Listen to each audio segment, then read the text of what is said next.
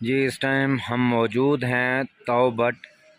आपको बताते चलें कि ये जो ताओ बट है ये कश्मीर का बिल्कुल आखिरी गांव है, आखिरी विलेज है।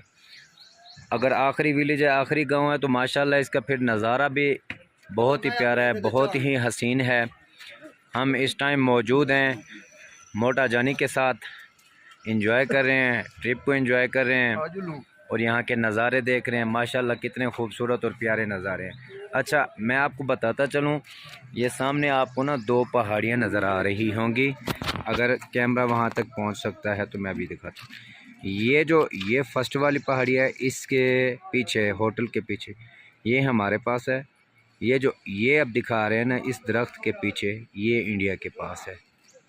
तो यहाँ पे हमारी इंडिया की जो LOC है वो भी साथ लगती है, क्योंकि ये आखिरी गांव है तो इस वजह से हम यहाँ पे आए हुए हैं। इसके बाद हम यहाँ से फ्री हो के जाएंगे।